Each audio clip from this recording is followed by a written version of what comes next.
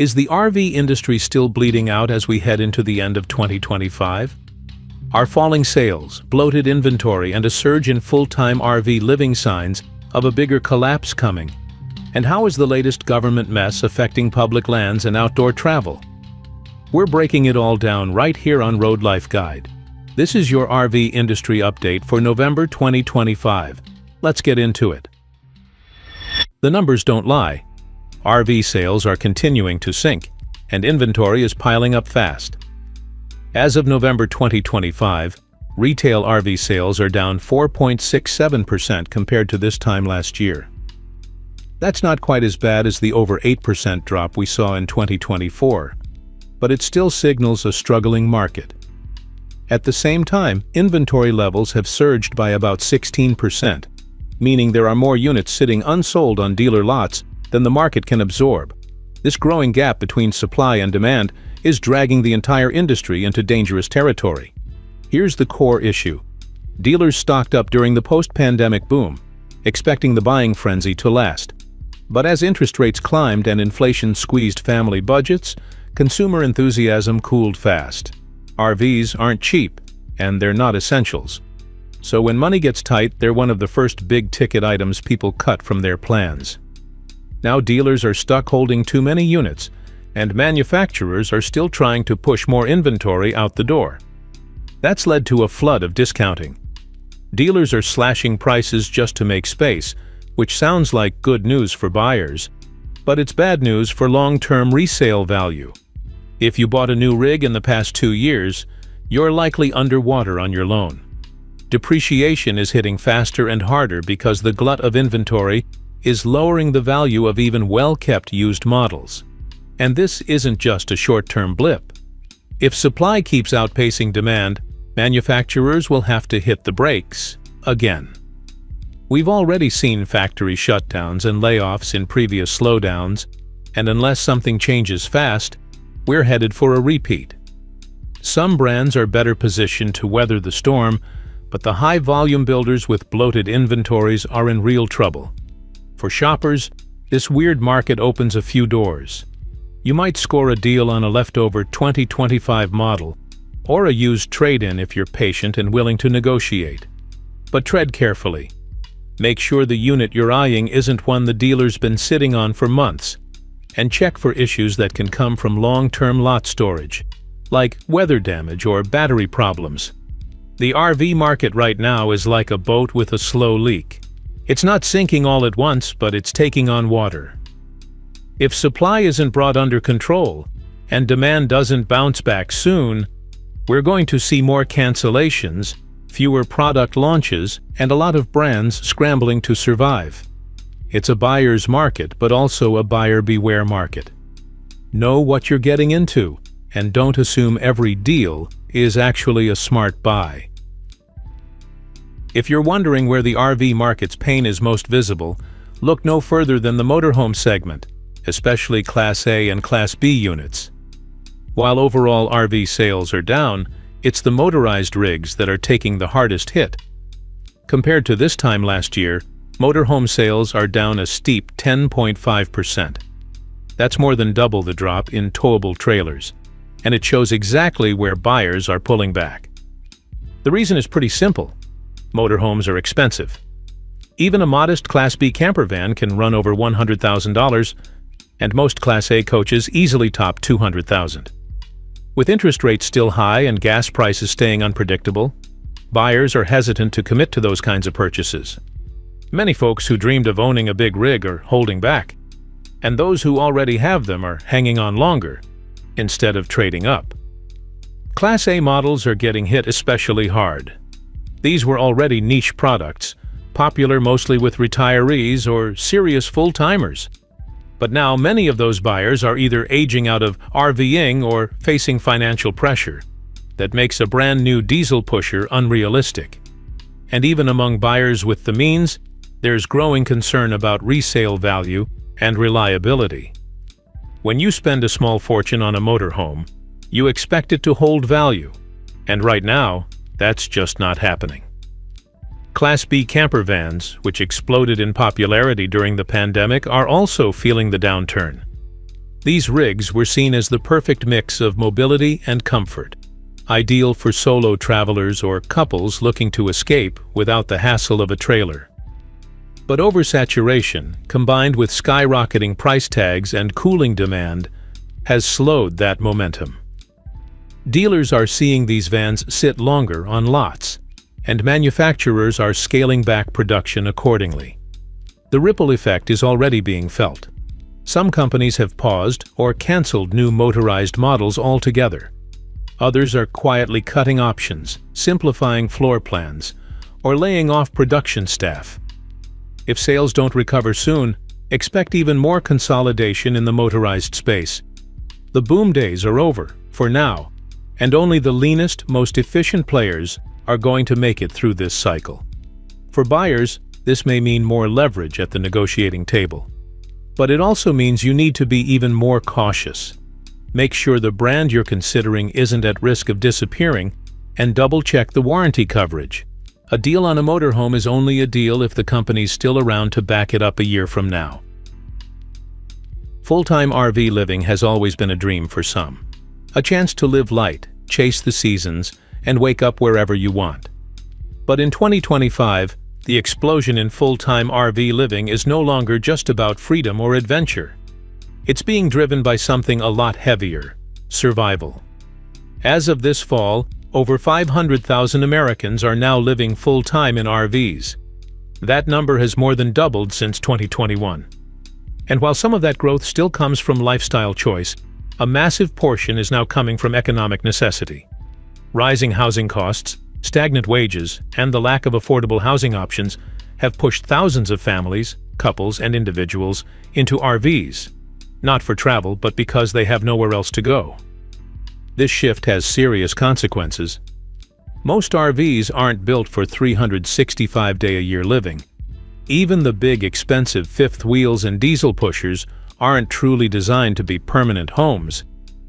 Heating systems aren't efficient enough.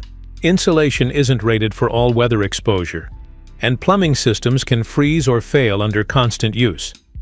What that means is people are living in rigs that break down more often, wear out faster, and require repairs that many can't afford. Worse yet, service infrastructure isn't keeping up. RV dealerships and repair shops are already overwhelmed. Add in the growing population of full-timers who rely on their RVs the same way someone relies on a house or apartment, and the cracks in the system widen fast. Long wait times, back-ordered parts, and unaffordable repair costs are becoming the norm. This trend also raises big questions for the RV industry. If full-time living continues to grow, will manufacturers respond with better-built, affordable models designed for residential use? Or will the industry keep churning out recreational vehicles that aren't suited for the reality of modern RV life? The full-time boom isn't slowing down. But it's not all van life influencers and epic sunset views. For many, it's a last resort, and the industry isn't prepared for what that means long-term. When the government grinds to a halt, America's public lands pay the price, and so do the people who depend on them. As of late 2025, ongoing government shutdown threats have once again cast a shadow over national parks, forests, and BLM-managed lands. For RV travelers who rely on those spaces for budget-friendly camping and access to the outdoors, this chaos is hitting hard. Here's what it looks like on the ground. Visitor centers are closed, restrooms are locked, and trash collection stops. While many trails and roads remain physically accessible, the support systems that make these places safe and usable disappear. That means overflowing dumpsters, broken facilities, and increased risk for campers without access to water, toilets, or help if something goes wrong. For full-time RVers, boondockers, and budget travelers, these public lands are often their only affordable option. When shutdowns limit access or force closures, they're left scrambling for alternatives, usually more expensive or less desirable. Some get turned away entirely. Others roll the dice and camp in unmanaged areas, leading to more strain on already stressed ecosystems. There's also a financial toll.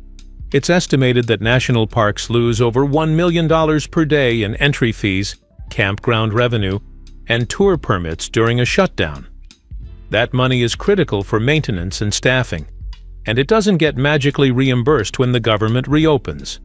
Over time, the damage adds up. For an RV lifestyle so closely tied to the freedom of public lands, this instability is a major blow. It highlights how fragile access to these spaces really is, and how dependent the outdoor community has become on a system that's anything but stable. Until real solutions are in place, every shutdown will be a gut punch to the RV world.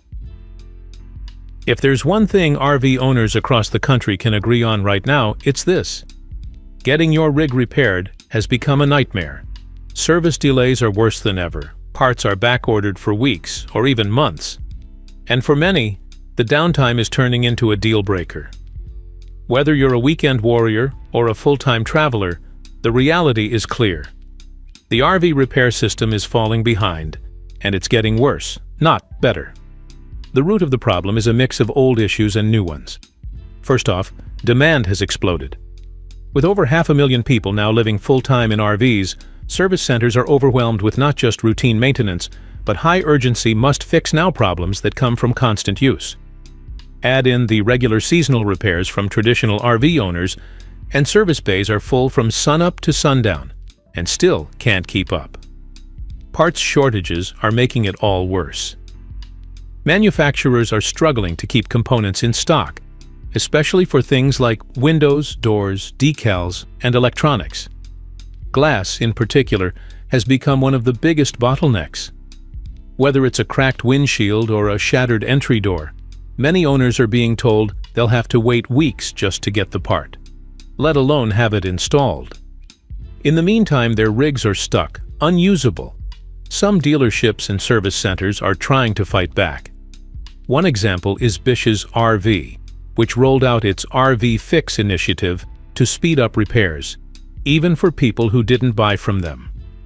They've also partnered directly with suppliers, like glass and graphics, to bypass slow manufacturer parts pipelines. It's a smart move, but it's also a sign of just how bad the problem has gotten industry-wide.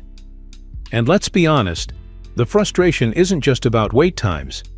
It's about what that downtime costs. For full-timers, a delayed repair can mean losing their home for weeks. For seasonal campers, it means missing trips they planned all year. And in both cases, they're still on the hook for payments, insurance, and possibly hotel costs if they can't stay in their rig. The service crunch also hurts dealers. With units stuck in repair limbo, they can't move inventory or take in new trade-ins. And when frustrated owners turn to social media to vent, it damages brand reputation across the board, whether it's the dealership, the manufacturer, or the service provider.